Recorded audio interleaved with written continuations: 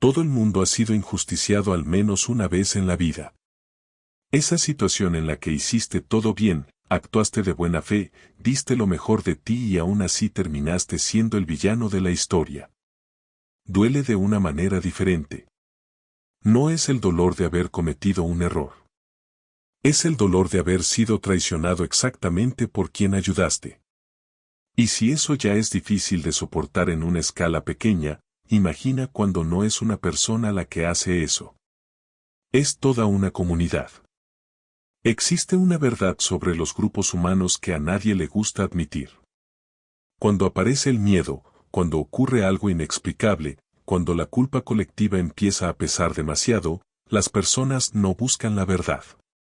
Buscan un rostro. Un nombre. Alguien que pueda cargar con el peso que nadie quiere cargar. Y lo más perturbador es que ese alguien rara vez es elegido por ser culpable. Es elegido por ser vulnerable. Por estar disponible. Por ser conveniente. La historia que está a punto de contarse aquí no es ficción. Es un retrato fiel de algo que sucede en comunidades, en empresas, en familias, en cualquier lugar donde las personas viven juntas y acumulan miedos que nunca fueron resueltos. Una mujer que pasó toda su vida escuchando, ayudando, guardando secretos con cuidado, siendo el puerto seguro de todos, se despertó un día y descubrió que ese mismo grupo había decidido que ella era el problema. No porque hubiera hecho algo malo, sino porque era demasiado perfecta para cargar con la culpa de todos los demás. Lo que le ocurrió hará que muchas personas se reconozcan. Tal vez en su papel. Tal vez, de forma incómoda, en el papel de quien se quedó en silencio cuando debería haber hablado. Y es exactamente por eso que esta historia necesita ser contada hasta el final. En todo lugar pequeño existe esa persona que todo el mundo conoce, pero que casi nadie realmente ve. Ella no aparecía en las historias de éxito de la comunidad, no tenía su nombre grabado en ninguna placa, no ocupaba ningún cargo de prestigio. Pero había algo en ella que atraía a las personas como la luz atrae a los insectos por la noche. La puerta de su casa nunca permanecía cerrada por mucho tiempo. Y eso decía más sobre ella que cualquier título que pudiera existir. Lo curioso es que no tenía nada de extraordinario a los ojos del mundo. La casa era sencilla, la vida era modesta y los días pasaban sin grandes novedades. Pero cuando alguien tenía el corazón roto, una duda que no cabía en una conversación de bar, o un miedo que ni siquiera sabía nombrar, los pies encontraban automáticamente el camino hacia aquella puerta. Era casi instintivo. Como si el cuerpo supiera antes que la mente que allí existía un lugar seguro. Ella escuchaba de una manera que pocas personas saben escuchar. No interrumpía. No juzgaba. No apresuraba la historia del otro para poder contar la suya. Simplemente estaba allí, verdaderamente presente, mientras las palabras iban saliendo. Y cuando respondía, lo hacía con esa calma de quien ya ha visto muchas cosas y ha aprendido que la prisa es enemiga de la sabiduría. Sus consejos no eran perfectos. Pero eran honestos. Y a veces la honestidad vale más que la perfección. Con el tiempo, fue acumulando algo que ninguna riqueza puede comprar, la confianza de las personas. Parejas en crisis llamaban a su puerta. Hijos que no lograban hablar con sus padres aparecían por allí. Vecinos con antiguas disputas llegaban pidiendo una palabra de paz. Se convirtió, sin haber pedido nunca ese papel, en una especie de centro silencioso de aquel lugar. Alguien que sostenía, sin hacer ruido, mucho de lo que podría haber estallado. Existe una imagen que captura bien esto. Imagina un pozo antiguo en medio de un campo. Lleva décadas allí. Todo el mundo sabe dónde está. Cuando aprieta la sed, los pies van hacia allí. El agua es buena, es fresca, es confiable. Pero casi nadie se detiene a pensar quién cavó ese pozo, cuánto esfuerzo fue necesario, cuántas manos trabajaron para que eso existiera. El pozo simplemente está allí. Y la gente simplemente saca agua. Ella era ese pozo. Lo que pocos percibían es que cargar con las historias de los demás tiene un peso que no se refleja fácilmente en el rostro. Ella sonreía. Ella ayudaba. Seguía manteniendo la puerta abierta. Pero dentro de aquella casa sencilla, entre cuatro paredes, existía un enorme archivo de dolores ajenos que ella nunca pidió guardar, pero que fueron depositados allí a lo largo de los años. Y ese peso, invisible para todos a su alrededor, sería exactamente lo que un día terminaría volviéndose en su contra de una manera que nadie podría haber imaginado. Hay algo que nadie te cuenta sobre ser la persona en la que todos confían. Con el tiempo, empiezas a saber demasiado. No porque hayas ido a buscar información. No porque hayas hecho preguntas que no debías. Sino simplemente porque las personas, cuando se sienten seguras, hablan. Hablan mucho. Y lo que sale de la boca en un momento de vulnerabilidad rara vez es algo pequeño. Casi siempre es lo que estaba enterrado más profundo.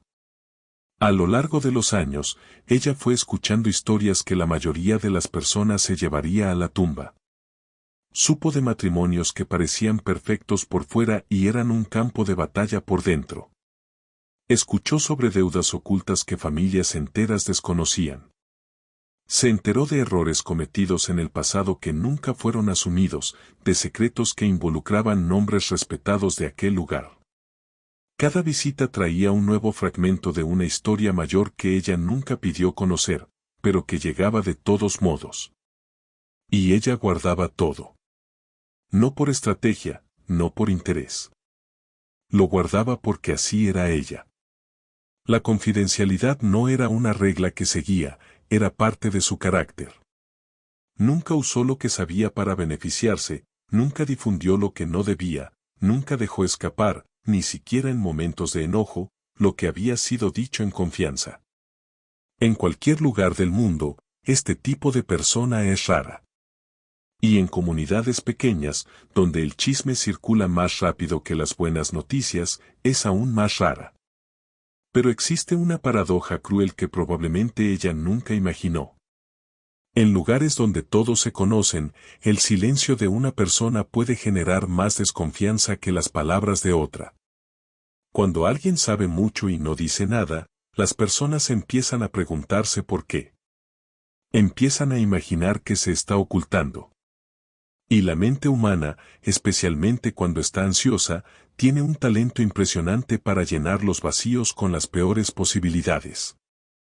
Su silencio, que era protección, empezó a parecer un misterio. Piensa en un cajón que se va llenando a lo largo de los años. Pedazo por pedazo, doblado con cuidado, guardado con respeto. Quien puso cada cosa allí confía en que nunca será abierto sin permiso. Pero quien está afuera no sabe qué hay dentro. Solo sabe que el cajón siempre está cerrado. Y eso, para ciertas mentes, es suficiente para crear sospechas. No por lo que hay dentro, sino por la simple existencia de algo que no puede verse. Con el tiempo, los secretos que ella cargaba fueron creando, sin que nadie lo notara, una red invisible a su alrededor. Cada persona que había confiado algo íntimo llevaba, en algún rincón de su conciencia, una pequeña inquietud. No el miedo de que ella lo contara, sino el hecho de que ella lo supiera. Y saber que alguien guarda algo tuyo, incluso en confianza, crea una dependencia incómoda. Una vulnerabilidad que, en momentos de miedo, puede transformarse fácilmente en resentimiento. Toda comunidad pequeña tiene una línea invisible entre la vida cotidiana y el caos.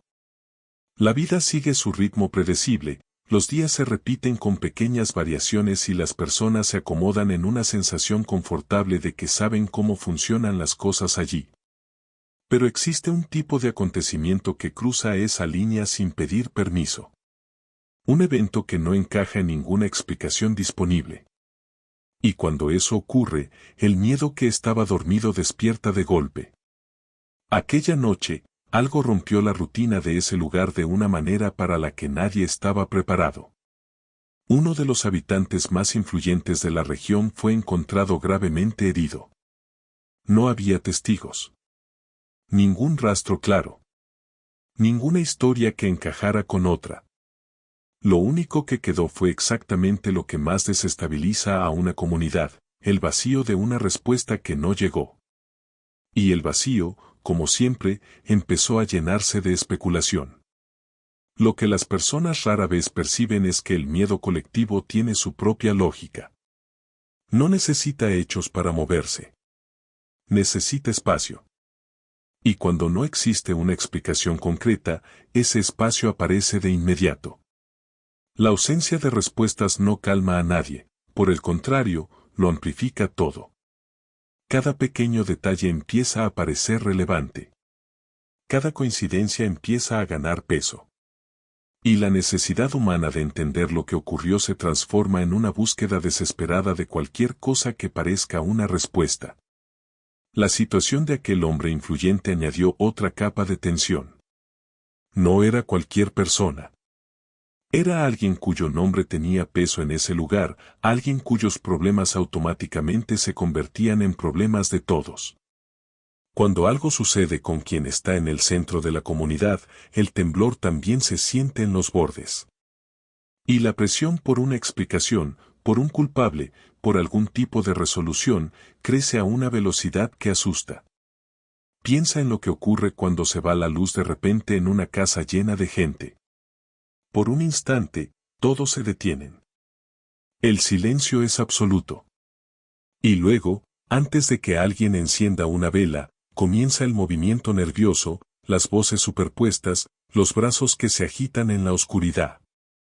No porque el peligro haya aumentado, sino porque la incertidumbre hace eso con las personas. La ausencia de claridad crea una urgencia que no siempre conduce al lugar correcto. Y fue exactamente en ese clima, denso de dudas y de miedo, que su nombre empezó a aparecer en las conversaciones. No porque alguien tuviera una prueba.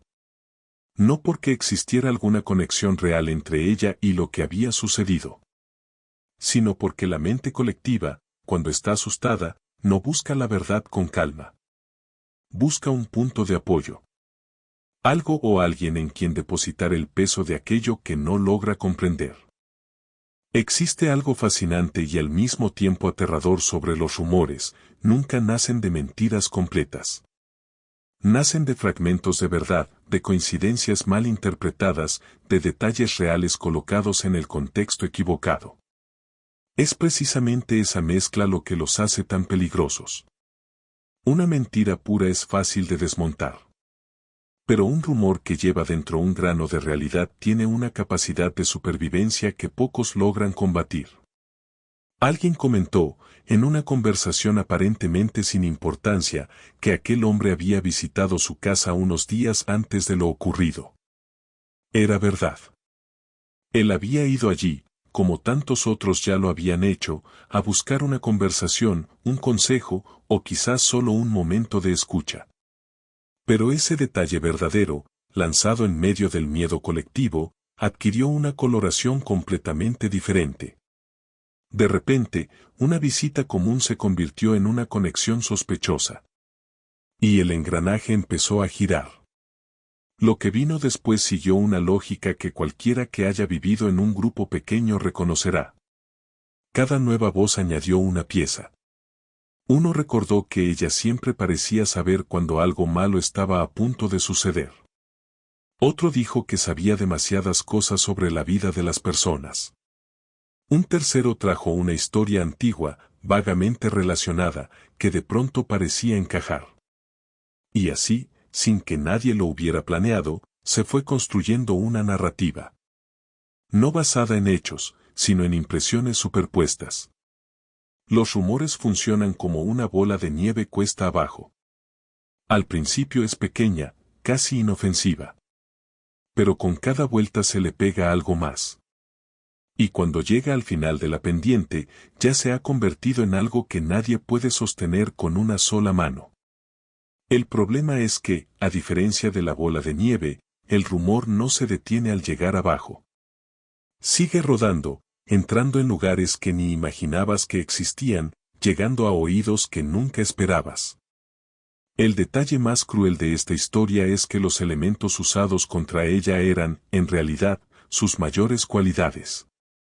La capacidad de percibir las cosas antes que los demás, que era sabiduría, se convirtió en un presagio siniestro. El profundo conocimiento sobre la vida de las personas, que era el resultado de años escuchando con atención, se volvió fuente de sospecha. El hecho de que estuviera presente en los momentos difíciles, que era dedicación, se transformó en una coincidencia perturbadora. Todo lo que había construido con cuidado empezó a ser reinterpretado al revés. Y así fue como una idea peligrosa comenzó a tomar forma en la mente de algunas personas. La idea de que ella no era simplemente una consejera. Que detrás de aquella calma, de aquel silencio, de todo ese conocimiento, podía existir algo que nadie había cuestionado antes. No era una acusación formal. Era algo peor, era una duda plantada. Y la duda, cuando cae en el suelo fértil del miedo, crece sin necesidad de agua. Hay momentos en la historia humana en los que lo racional simplemente pide permiso y se va. No porque las personas sean tontas. No porque sean malvadas. Sino porque el miedo, cuando alcanza cierto nivel, activa algo mucho más antiguo que la razón. Algo que está grabado profundamente en la especie humana, de una época en la que lo desconocido significaba un peligro real. Y cuando ese mecanismo se activa, las creencias antiguas regresan con una fuerza sorprendente. Eso fue exactamente lo que empezó a suceder en aquella comunidad.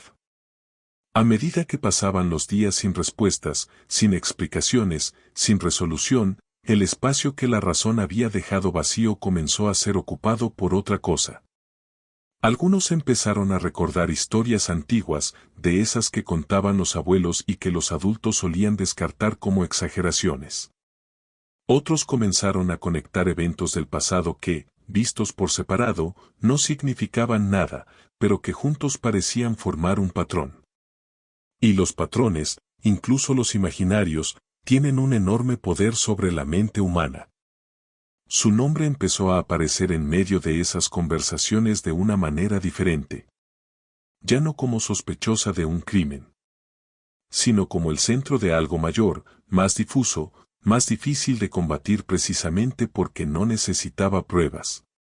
Decían que influía en los destinos. Que ciertas cosas ocurrían demasiado cerca de ella como para ser coincidencia. Que el conocimiento que tenía sobre las personas no era natural. Y cada vez que alguien decía eso en voz alta, se volvía un poco más fácil para el siguiente creerlo.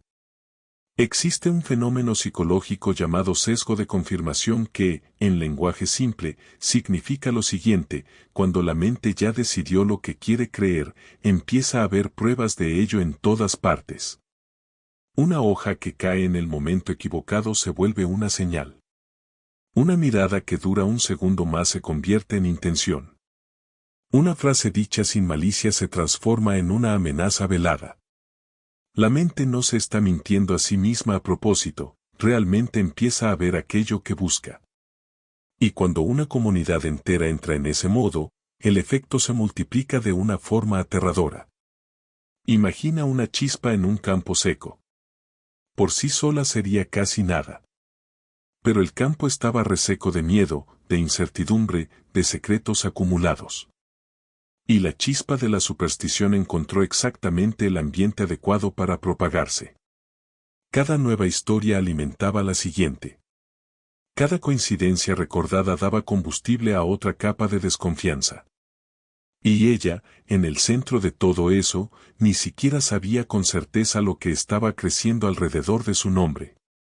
Lo que hace este momento particularmente perturbador es que la superstición le dio al miedo colectivo una forma que parecía casi legítima. Ya no era solo un grupo de personas asustadas inventando historias. Era una comunidad que creía, de verdad, que había encontrado una explicación. Y creer de verdad es lo que separa un rumor débil de una acusación capaz de cambiar la vida de alguien para siempre. El siguiente paso estaba a punto de suceder, y vendría de donde siempre viene, de las personas con poder para decidir el rumbo del lugar. Toda comunidad tiene sus rituales de control. Reuniones, asambleas, encuentros informales donde quienes tienen voz deciden el rumbo del lugar. La mayoría de las veces, esos espacios funcionan bien. Resuelven conflictos, organizan recursos, alinean expectativas. Pero existe un tipo de reunión que empieza con una agenda y termina con otra completamente distinta. Y cuando eso ocurre, rara vez es por accidente.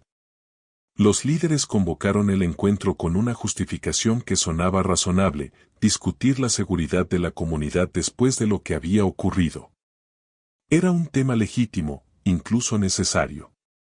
La gente llegó preocupada, sí, pero también aliviada de que alguien estuviera tomando las riendas de la situación. Había una sensación de que allí, en ese espacio, las cosas se organizarían, de que surgiría alguna claridad del caos de los días anteriores. Esa expectativa duró poco. En cuestión de horas, algo sutil pero decisivo ocurrió. La conversación fue deslizándose. No de una vez, no con ningún salto brusco que alguien pudiera señalar y cuestionar. Fue gradual, casi imperceptible. Una intervención llevaba a otra, un recuerdo traía una sospecha abría espacio para una acusación velada. Y cuando las personas se dieron cuenta, el tema ya no era el hombre herido, la seguridad, los hechos concretos. El tema era ella. Lo que ocurre en una sala cuando una narrativa empieza a consolidarse es algo que pocos estudios logran captar por completo. Las personas que discrepan guardan silencio, no necesariamente porque estén de acuerdo, sino porque perciben que el clima no favorece la duda. Las que están de acuerdo hablan más alto, con más confianza, alimentadas por la ausencia de contradicción. Y así el consenso va formándose, no por la fuerza de los argumentos, sino por la presión del ambiente. Es un mecanismo antiguo, y funciona cada vez. Imagina una corriente de río. Quien entra al agua con la intención de nadar contra ella rápidamente percibe el esfuerzo que eso exige. La mayoría de las personas, incluso sin querer, termina dejándose llevar. No porque sea débil, sino porque nadar contra una corriente fuerte tiene un costo alto, y pocas personas están dispuestas a pagar ese costo delante de todos. En un momento en que el juicio colectivo está con los ojos bien abiertos. En aquella reunión, la corriente tenía un nombre y una dirección. Lo que salió de allí no fue una decisión formal, ningún papel firmado, ninguna sentencia oficial. Pero salió algo quizás más poderoso que cualquier documento, una dirección. Una orientación colectiva, no declarada pero claramente entendida, de que ella era el problema. Y cuando una comunidad entera apunta en una dirección, aunque sea en silencio, lo que viene después es casi inevitable. El aislamiento no tendría que ser decretado. Simplemente empezaría a ocurrir, puerta por puerta, mirada por mirada, día tras día. Existe una forma de violencia que no deja marcas visibles. No utiliza palabras duras, no levanta la voz, no necesita ningún gesto brusco. Pero quien ya ha sido su blanco conoce perfectamente el peso que tiene. Es la violencia de la mirada colectiva. Cuando un grupo decide, aunque sea silenciosamente, que una persona ha cruzado al otro lado de la línea, todo cambia. Y lo más inquietante es que ese cambio ocurre sin que nadie tenga que ponerse de acuerdo. Ella empezó a notarlo en las pequeñas cosas. Una conversación que se detenía cuando se acercaba. Un saludo que antes era cálido y ahora llegaba frío, breve, sin miradas a los ojos. Una silla que quedaba vacía a su lado en una mesa donde antes las personas disputaban el lugar. Esos detalles, vistos por separado, podrían descartarse como simples impresiones. Pero cuando aparecen todos juntos, con un ritmo creciente, el mensaje se vuelve imposible de ignorar. Se había vuelto invisible de la manera más cruel posible, seguía siendo vista, pero ya no era percibida como una persona. Lo que la psicología llama ostracismo social tiene efectos en el cerebro humano sorprendentemente parecidos a los del dolor físico. No es una metáfora. Es literal. Las mismas regiones que procesan el dolor en el cuerpo procesan la exclusión social. Eso significa que ser ignorado por un grupo duele de verdad, de una manera que el cuerpo registra como una amenaza real. Y cuando esa exclusión viene de una comunidad entera, el efecto se multiplica en una proporción difícil de describir para quien nunca lo ha vivido. Lo más cruel de este mecanismo es lo que hace con la percepción. Cuando una multitud decide mirar a alguien con desconfianza, incluso los gestos más neutros empiezan a parecer sospechosos. Un silencio se vuelve un secreto guardado. Una pausa al responder se interpreta como señal de culpa. Una mirada directa se transforma en arrogancia o amenaza. Ella podría hacer cualquier cosa, decir cualquier palabra, y sería interpretada a través del filtro que la comunidad ya había colocado sobre ella. No había respuesta correcta posible, porque la pregunta ya había sido respondida antes de ser formulada. Imagina un acuario donde el agua empieza a cambiar de color poco a poco. El pez que está dentro no puede ver el cambio mientras ocurre, porque está inmerso en él. Pero quien está afuera lo ve con claridad. Ella estaba dentro de ese cambio, intentando comprender lo que estaba sucediendo con el ambiente a su alrededor, mientras que el ambiente ya había tomado una decisión sobre ella. La asimetría entre lo que ella vivía por dentro y lo que el grupo proyectaba hacia afuera era enorme. Y había algo aún más doloroso en esa dinámica. Las personas que la miraban con desconfianza no eran extraños. Eran vecinos de años. Eran los mismos que habían llamado a su puerta con el corazón roto, que se habían sentado en su cocina y habían dicho cosas que nunca le contaron a nadie más. La mirada colectiva tenía rostros conocidos. Y eso convertía cada mirada fría en una pequeña traición, repetida decenas de veces al día, sin que nadie tuviera que decir una sola palabra. Hay un tipo de acusación que es más difícil de combatir que cualquier acusación directa. No porque sea más fuerte, sino porque no tiene una forma definida. No tiene un autor declarado, no tiene una frase que pueda ser refutada, no tiene un momento específico en el que haya sido hecha. Existe en el espacio entre las palabras, en las entrelíneas de las conversaciones, en los gestos que dicen sin decir. Y contra algo así, cualquier defensa parece exagerada, porque técnicamente no hay nada que se esté diciendo. Nadie presentó una prueba. Nadie señaló un hecho concreto que la conectara con lo que había ocurrido. Pero empezaron a circular frases que tenían el poder de una acusación sin cargar con la responsabilidad de serlo. Ella sabe demasiadas cosas. Siempre aparece cuando algo pasa. Tal vez sea mejor mantener distancia. Frases cortas, aparentemente inofensivas, que por separado no significaban nada grave, pero que juntas construían una imagen. Y las imágenes, una vez formadas en la mente de las personas, son extraordinariamente difíciles de borrar. Existe una estrategia, muchas veces usada sin plena conciencia, que consiste en hacer preguntas en lugar de afirmaciones. ¿No te parece extraño que ella siempre sepa todo? No es una acusación. Es una pregunta. Pero planta exactamente la misma semilla que plantaría una acusación, con la ventaja de que quien la hace siempre puede decir que solo estaba conversando. Ese mecanismo se repitió muchas veces durante aquellos días, y cada pregunta dejaba un residuo que se acumulaba sobre su nombre como polvo sobre una superficie olvidada. Lo que hace este tipo de situación particularmente devastadora es la imposibilidad de defenderse. ¿Cómo se defiende a alguien de algo que nunca fue dicho directamente? Si ella hablara sobre los rumores, parecería demasiado nerviosa, como si tuviera algo que ocultar. Si se quedaba en silencio, ese silencio sería interpretado como confirmación.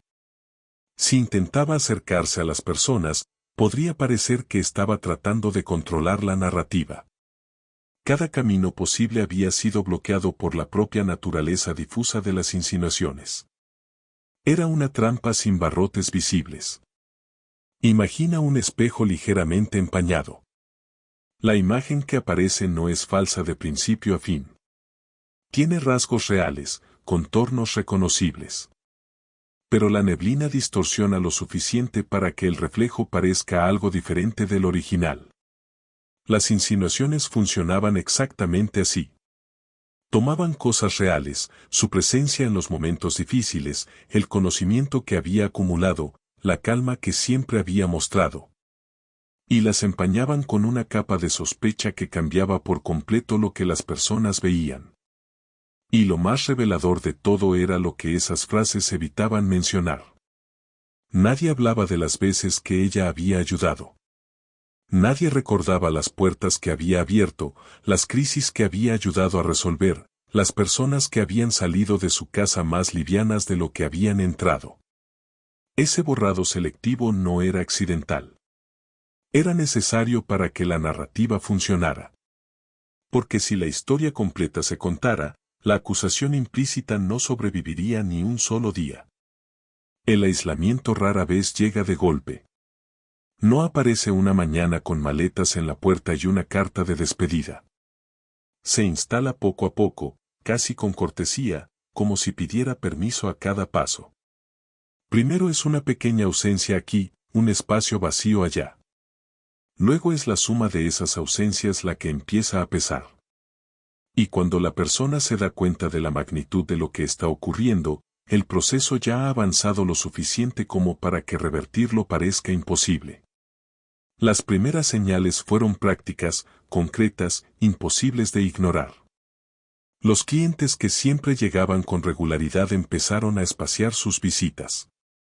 Después dejaron de venir por completo, sin explicación, sin despedida, simplemente dejaron de aparecer. Las conversaciones que antes nacían naturalmente en la calle o en el mercado se fueron secando. La gente todavía saludaba, pero con esa cordialidad vacía que es casi peor que la hostilidad abierta, porque al menos la hostilidad es honesta. La cordialidad vacía es una puerta cerrada con una sonrisa delante. Hay algo que le ocurre a una persona cuando el entorno social a su alrededor empieza a encogerse. No es solo soledad, que ya sería bastante difícil. Es una profunda desorientación. Porque las relaciones no son solo compañía, también son referencia. Es a través de los otros que las personas confirman su propia existencia, su valor, su lugar en el mundo. Cuando esas referencias empiezan a desaparecer una por una, algo muy fundamental comienza a tambalearse. Y la pregunta que surge, casi inevitablemente, es, ¿qué hay de malo en mí? El cuerpo humano tiene un sistema inmunológico que, cuando detecta algo que cree que es una amenaza, actúa para expulsarlo. A veces se equivoca. A veces ataca tejido sano creyendo que es una enfermedad. Las comunidades pueden funcionar de manera parecida. Cuando el miedo colectivo identifica un objetivo, el grupo empieza a actuar para expulsar esa presencia, incluso si esa presencia no es ningún problema. Y el proceso es casi automático, no necesita un liderazgo centralizado, no necesita una orden explícita. Cada persona actúa individualmente, pero el resultado colectivo es el mismo, el aislamiento progresivo de quien ha sido marcado. Imagina una planta a la que poco a poco le van quitando la luz. No de golpe, porque entonces moriría rápido y el contraste sería evidente. Poco a poco. 1 centímetro más de sombra cada semana. La planta se inclina hacia lo que queda de luz, intenta adaptarse, resiste con lo que tiene. Pero sin suficiente luz, por más resistente que sea, el proceso es lento e inevitable. Ella estaba en ese proceso, inclinándose hacia cualquier fragmento de normalidad que aún quedara, sin saber que la sombra seguía avanzando. Lo que nadie en la comunidad se detuvo a calcular fue el costo de lo que estaban haciendo. No el costo para ella, que era evidente, sino el costo para ellos mismos. Porque al aislar a la persona que durante años había sido el centro de escucha y equilibrio de aquel lugar, también estaban destruyendo algo que habían construido colectivamente sin darse cuenta. El pozo del que todos bebían estaba siendo tapado. Y la sed que vendría después nadie la había previsto. Existe una enorme diferencia entre ser derribado y ser desintegrado. Ser derribado es violento, súbito, visible. Deja una marca clara, tiene un momento específico, incluso puede ser contestado. La desintegración es otra cosa. Es lenta, casi quirúrgica, y ocurre en dosis tan pequeñas que cada una de ellas, por separado, parece insignificante. Pero la suma de esas dosis es capaz de destruir algo que tomó toda una vida construir. Y fue exactamente eso lo que empezó a ocurrirle a ella. Nadie gritó. Nadie la atacó directamente. No hubo confrontación, no hubo escena dramática, no hubo un momento en que alguien se parara frente a ella y dijera lo que pensaba. Eso habría sido casi más fácil de enfrentar, porque al menos habría algo concreto a lo que responder. Lo que hubo fue diferente, y más cruel en su sutileza. Fueron miradas que se desviaban una fracción de segundo demasiado rápido. Risas que bajaban de volumen cuando ella pasaba cerca. Susurros que no necesitaban ser oídos para ser sentidos. La dignidad humana se construye, en gran parte, por la forma en que los demás nos tratan en la vida cotidiana. No en las grandes ocasiones, no en los momentos formales, sino en los pequeños gestos diarios que confirman que existes, que importas, que tienes un lugar legítimo en ese espacio. Cuando esos gestos empiezan a ser retirados uno por uno, el efecto se parece a quitar ladrillos de una pared. Al principio la estructura resiste. Pero cada ladrillo que sale debilita lo que queda. Y llega un punto en que la pared ya no necesita ser derribada. Simplemente se derrumba sola. El desprecio silencioso tiene una característica perversa que lo distingue de otras formas de crueldad. Es completamente negable.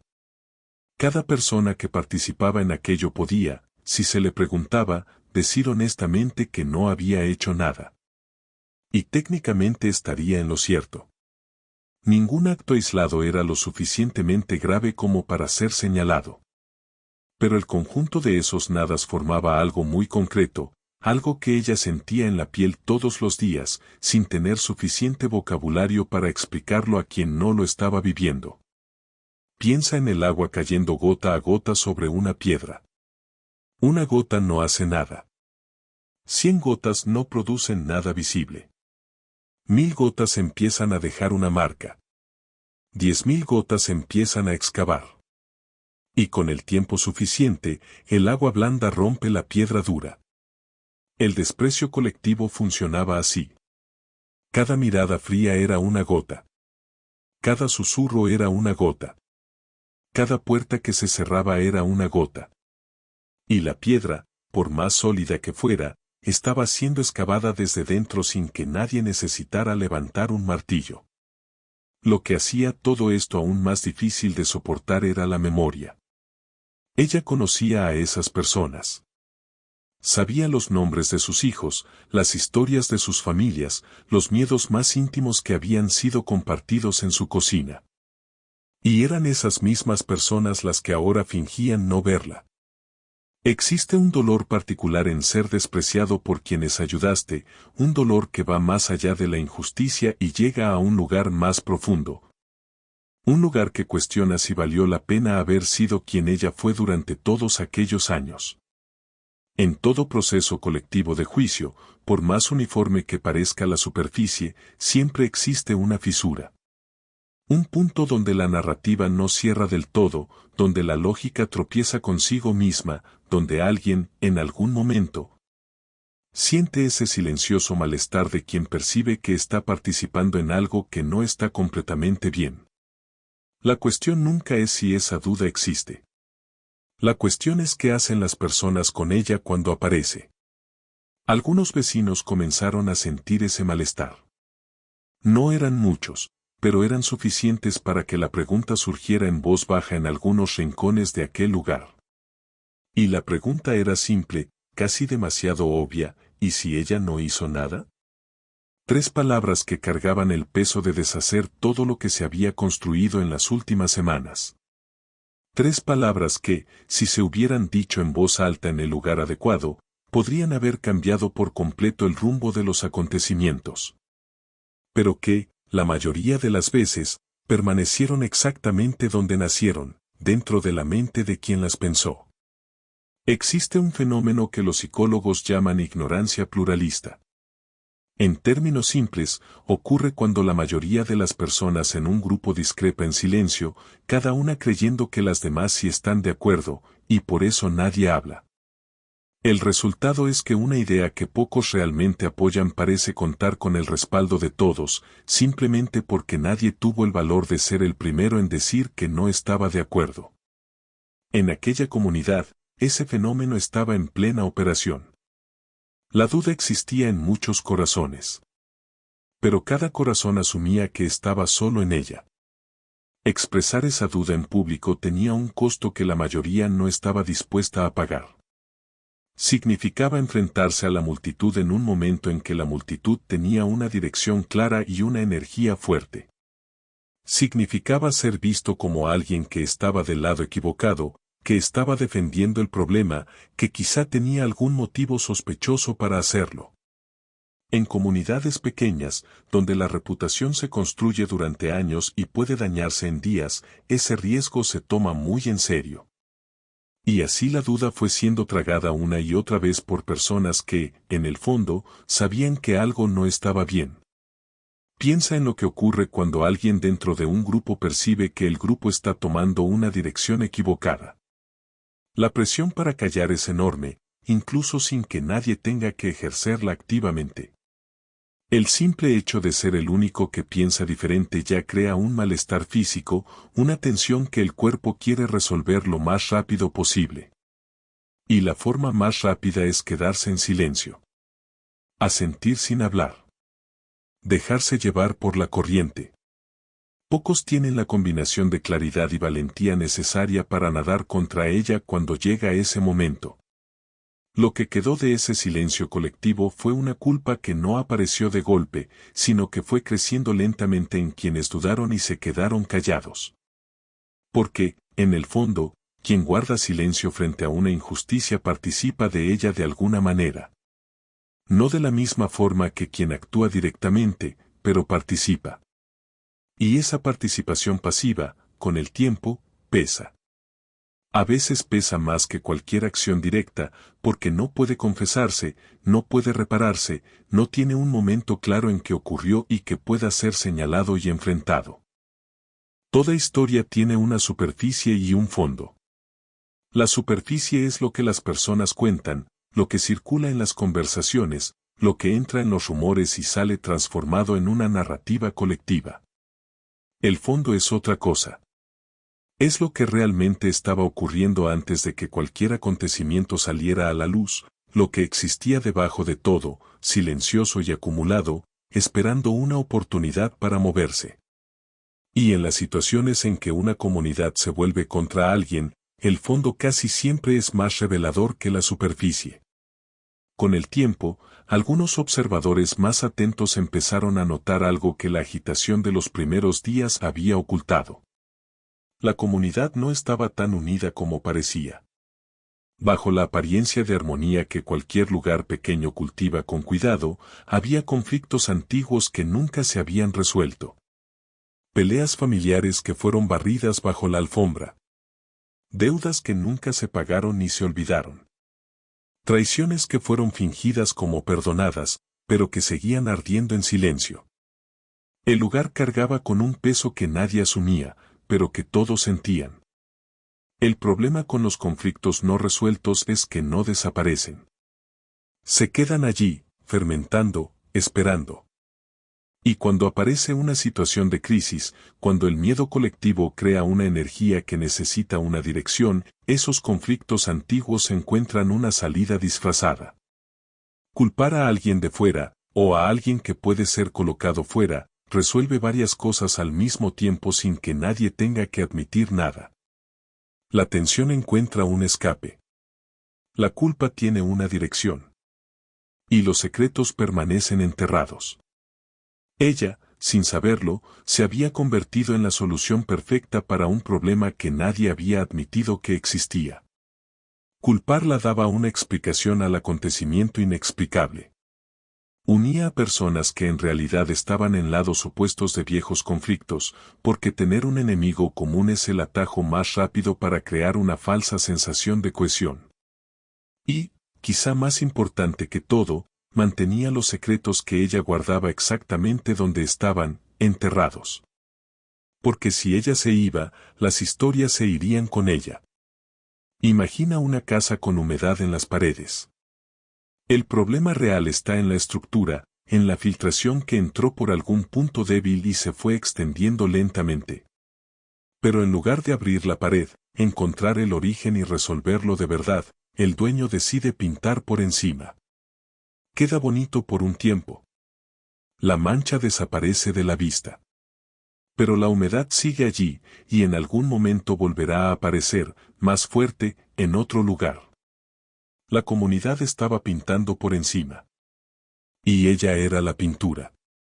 Lo que hacía todo esto profundamente injusto es que ella había dedicado años precisamente a ayudar a que aquel lugar funcionara mejor.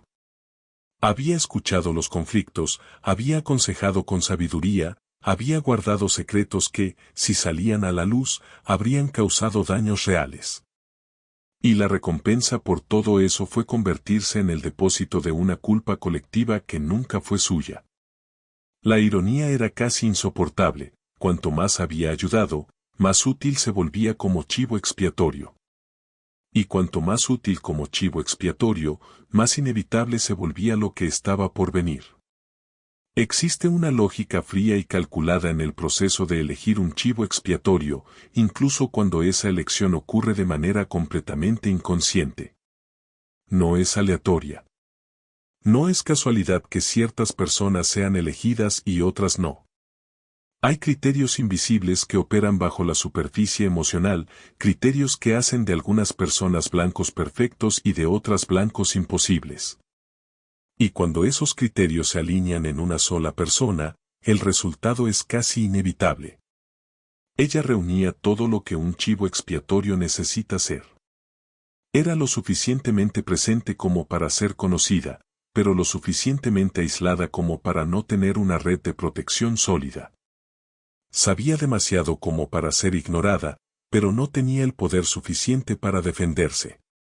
Era respetada por lo que hacía, pero no tenía aliados dispuestos a luchar por ella cuando llegara el momento. Y cargaba los secretos de todos, lo que significaba que apartarla era, para muchos, una forma conveniente de garantizar que ciertas historias nunca salieran a la luz. Era, en todos los aspectos prácticos, el objetivo ideal. Culparla resolvía problemas en diferentes niveles al mismo tiempo. En el nivel más inmediato, ofrecía una explicación para el acontecimiento que había asustado a todos. En el nivel social, creaba un enemigo común que unía a personas que en realidad estaban divididas por conflictos antiguos. En el nivel más profundo, y más difícil de admitir, protegía los secretos que ella había guardado durante años.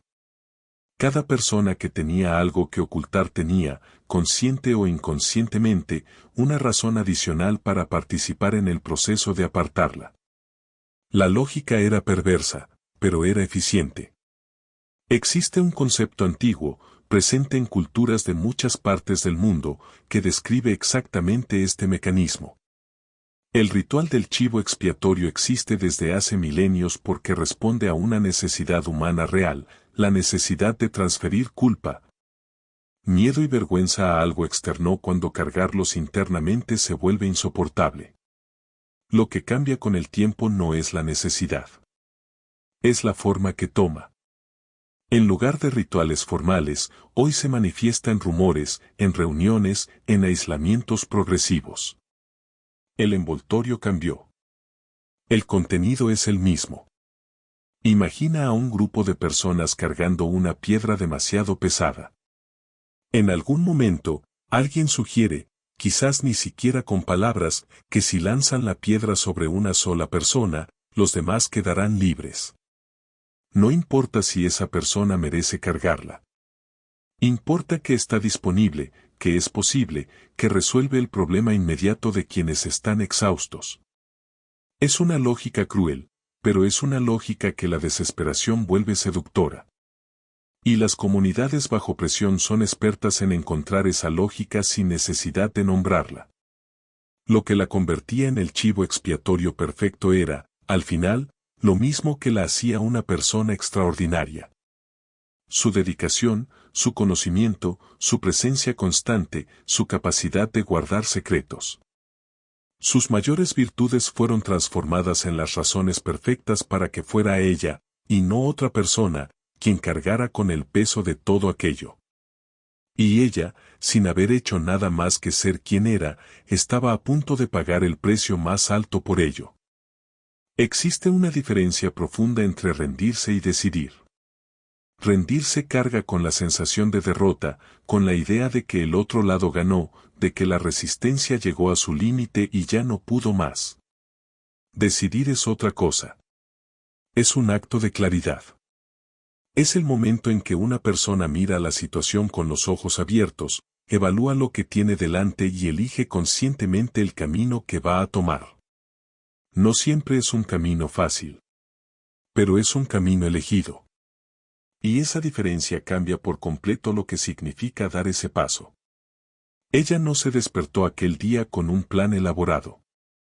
No había una lista de cosas por hacer, no había un discurso preparado, no había ninguna escena dramática ensayada en su cabeza.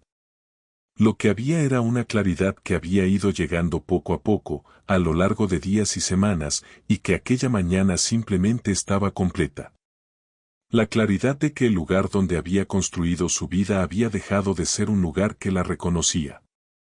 Y sin reconocimiento, sin la posibilidad de ser vista por lo que realmente era, quedarse allí era solo prolongar un sufrimiento que no llevaba a ninguna parte. Recogió sus cosas sin prisa y sin alboroto. No llamó a nadie para explicar su decisión.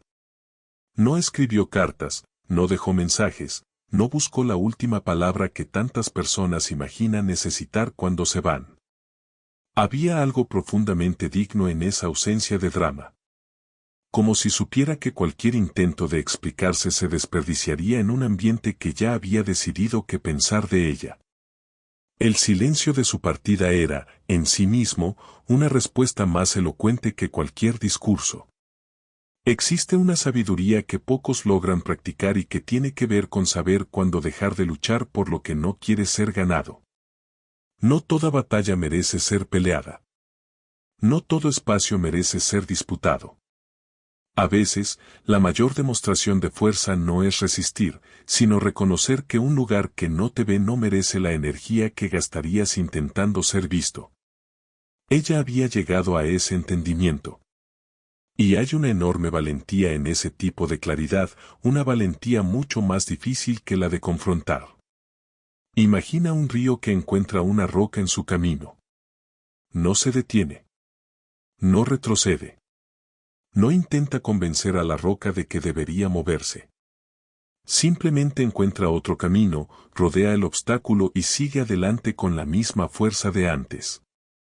Hay una inteligencia en ese movimiento que no tiene nada de debilidad. Tiene todo de sabiduría. Ella estaba haciendo exactamente eso.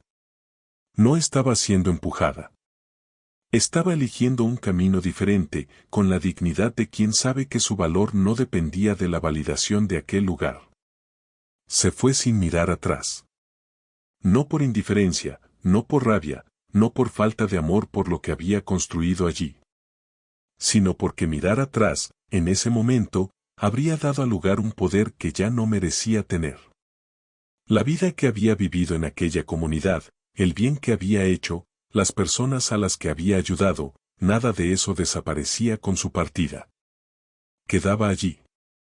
Solo que ahora quedaba en un lugar donde ella ya no necesitaba estar presente para protegerlo. Y lo que vendría después, tanto para ella como para quienes se quedaron, todavía nadie lo había imaginado del todo. Cuando alguien que ocupaba un lugar central en una comunidad se va, existe una expectativa casi automática de que la vida continuará exactamente igual que antes. Después de todo, era solo una persona. Las casas siguen en pie, las calles siguen en el mismo lugar, el sol sigue saliendo a la misma hora. La rutina, en su superficie, no cambia. Pero hay cosas que una rutina no puede ocultar durante mucho tiempo. Y el vacío que ella dejó empezó, poco a poco, a volverse imposible de ignorar. Los primeros días fueron casi de alivio para algunos. La tensión que se había acumulado en las semanas anteriores parecía haber encontrado una resolución. El problema se había ido, literalmente. La comunidad podía volver a la normalidad.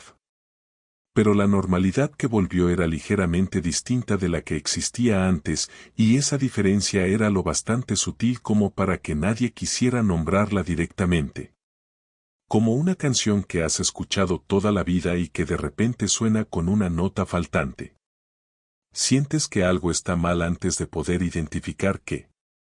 Con el paso del tiempo, las personas que antes llamaban a su puerta empezaron a sentir su ausencia de una forma concreta. Los problemas no desaparecieron porque ella se hubiera ido. Los matrimonios en crisis siguieron en crisis. Las peleas familiares continuaron sin resolverse. Los miedos que antes llevaban hasta ella seguían necesitando un lugar donde posarse. Y sin aquella puerta abierta, sin aquella presencia disponible, algunas personas se dieron cuenta por primera vez de cuánto habían dependido de algo que nunca se habían tomado el tiempo de valorar mientras estaba allí. Pero lo más profundo que ocurrió no fue práctico. Fue moral. Porque cuando el miedo se enfrió y la agitación se asentó, algunas personas empezaron a revisar los acontecimientos con una claridad que la urgencia de los días anteriores no había permitido. Y lo que vieron en esa revisión fue incómodo. Las pruebas que parecían tan sólidas eran, en realidad, impresiones superpuestas. Las acusaciones que parecían tan graves eran, en realidad, frases vagas sin ningún hecho concreto debajo. Y ella se había ido cargando el peso de todo aquello sin haber hecho nada que lo justificara. Piensa en lo que ocurre cuando pasa una tormenta. Durante la tormenta, el viento y la lluvia dominan todo, y es casi imposible ver con claridad.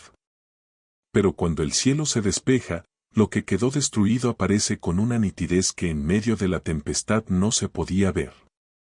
Algunas personas empezaban a ver esa destrucción. No la destrucción de las casas o de las calles. La destrucción de algo mucho más difícil de reconstruir, la integridad colectiva de un lugar que se había vuelto contra una de sus personas más dedicadas sin tener razones suficientes para hacerlo. El silencio que quedó después de su partida era distinto del silencio de antes.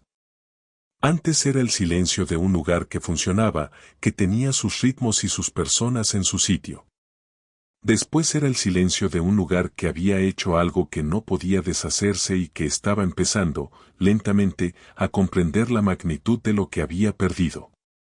No solo a una persona, sino una parte de sí mismo que solo existía porque ella estaba allí. Y esa comprensión, para quienes tuvieron el valor de enfrentarla, fue quizá la consecuencia más pesada de todas. Después de todo lo que se ha dicho aquí, queda una pregunta suspendida en el aire que es imposible ignorar. ¿Cuántas veces, en tu propia vida, has participado en algo así sin darte cuenta? No necesariamente en una comunidad pequeña, no necesariamente de una forma tan dramática. Pero ¿cuántas veces guardaste silencio cuando deberías haber hablado? ¿Cuántas veces dejaste que la corriente te llevara porque nadar contra ella parecía demasiado costoso? ¿Cuántas veces el miedo a ser el próximo objetivo fue más fuerte que la certeza de que algo no estaba bien? Estas preguntas incomodan porque tocan un lugar que la mayoría de las personas prefiere no visitar. Es mucho más fácil identificarse con ella, con la injustamente acusada, con la que se fue con la cabeza en alto, que admitir que en algún momento de la vida también estuviste del otro lado. Pero es precisamente en esa honestidad donde vive la transformación. Porque quien no reconoce el mecanismo dentro de sí mismo está condenado a repetirlo.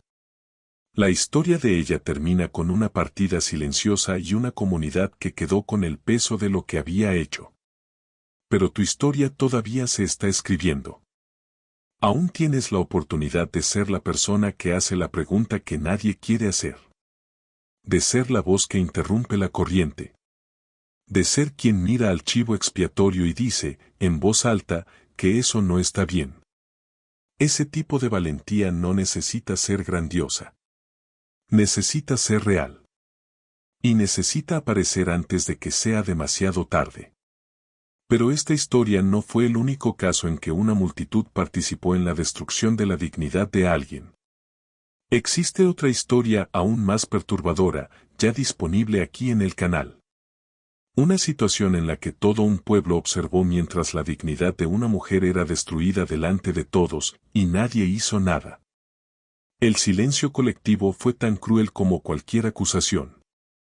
Y lo que ocurrió después dejó a la comunidad marcada para siempre. Ve a verla ahora, el pueblo entero observó mientras su dignidad era destruida. Y si este contenido te hizo pensar, te incomodó de una manera productiva o te ayudó a ver algo que todavía no habías logrado nombrar, entonces cumplió con lo que vino a hacer. Suscríbete al canal y activa las notificaciones. Porque cada semana llegan historias como esta, historias que van mucho más allá del entretenimiento y que llevan dentro algo que vale la pena comprender sobre el ser humano, sobre los grupos, sobre el poder y sobre la valentía. No vas a querer perderte lo que viene.